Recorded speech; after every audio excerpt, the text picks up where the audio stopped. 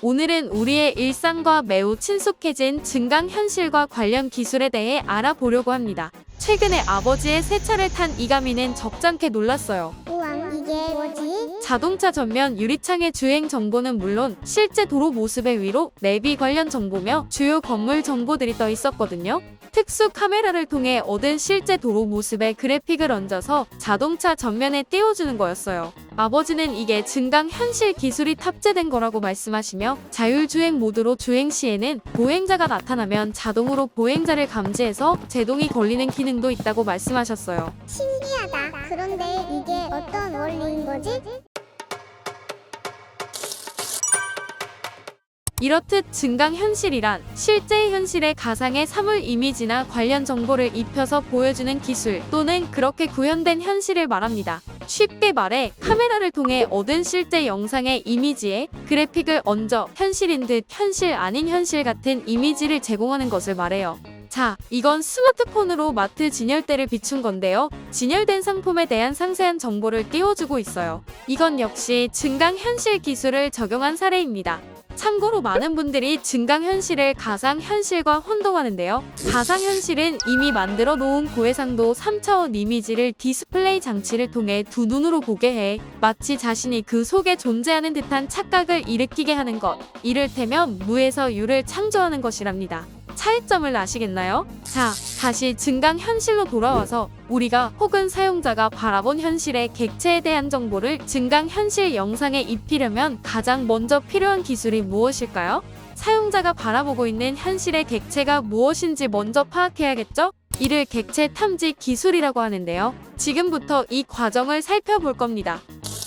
객체 탐지의 1단계는 영상을 회색조로 변환하는 거예요. 영상은 연속된 이미지로 되어 있고 이미지는 픽셀이라고도 부르는 화소로 이루어져 있잖아요.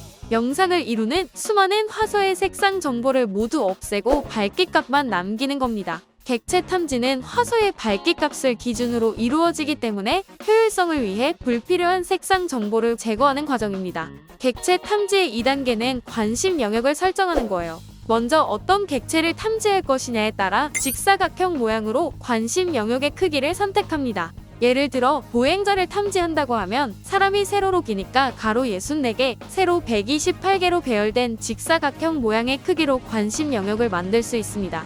본격적으로 관심 영역의 설정은 밝기값의 변화로 하게 되는데요. 영상은 이미지가 연속적으로 연결된 거잖아요. 움직임이 있는 부분의 화소들은 시간이 지나감에 따라 밝기값의 변화가 클 테고 배경 부분은 움직임이 없으니까 화소의 변화가 적겠죠. 이렇게 특정 시점의 밝기값의 변화가 큰 쪽을 객체가 있을 만한 영역이라고 추정해서 관심 영역으로 설정됩니다.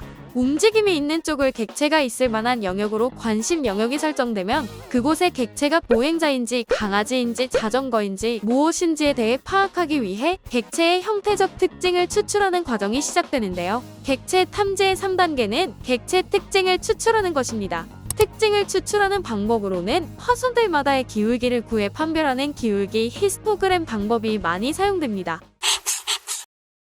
수학도 아니고 화소의 기울기를 구한다니 좀 생소할 수 있는데요. 보통 기울기는 X의 변화량 대비 Y의 변화량을 구할 때 사용하는 단어잖아요. 이미지에도 똑같이 적용을 한번 해볼게요. 수많은 화소가 다닥다닥 붙어 있을 때 그 붙어 있는 화소 각각의 밝기값이 똑같을 수도 있고 다를 수도 있어요.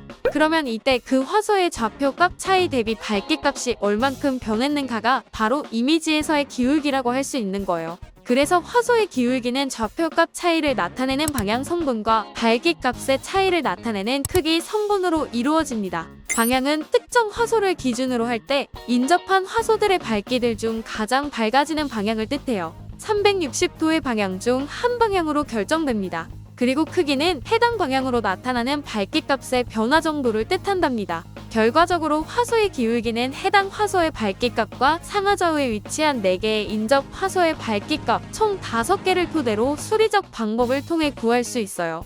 여기서 잠깐!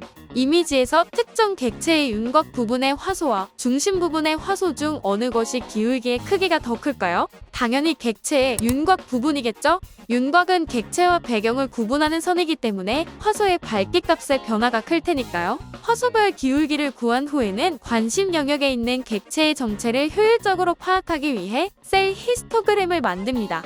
셀은 화소들의 집합인데요. 4 곱하기 4 규모의 셀을 예로 들자면 이 셀은 가로 4화소, 세로 4화소로 이루어진 정사각형 모양입니다. 그리고 관심 영역은 이렇게 여러 셀로 분할됩니다. 분할된 각 셀마다 하나의 셀 히스토그램이 하나씩 만들어지는데 바로 이것으로 객체의 특징을 판별할 수 있게 되는 것이죠.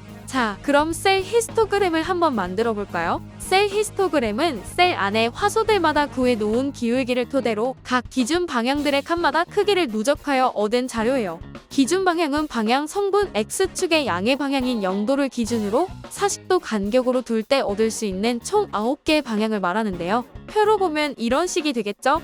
예를 들어 방향이 120도인 화소가 2개 있고 그 화소들의 기울기의 크기 성분 값이 각각 4와 8이라면 셀 히스토그램의 기준 방향 120도 칸에 이 둘을 더한 12를 적는 거예요. 화소의 기울기 방향이 기준 방향에 속하지 않으면 해당 방향과 가장 가까운 방향의 크기를 누적하고 140도 경우처럼 두 기준 방향의 중앙일 때에는 해당 화소의 기울기 크기의 2분의 1씩만 두 기준 방향에 누적한답니다. 여기서 특이한 점은 화소가 셀에서 어느 위치에 있는가는 중요하지 않다는 것입니다. 화소가 갖는 방향 성분만 중요하죠.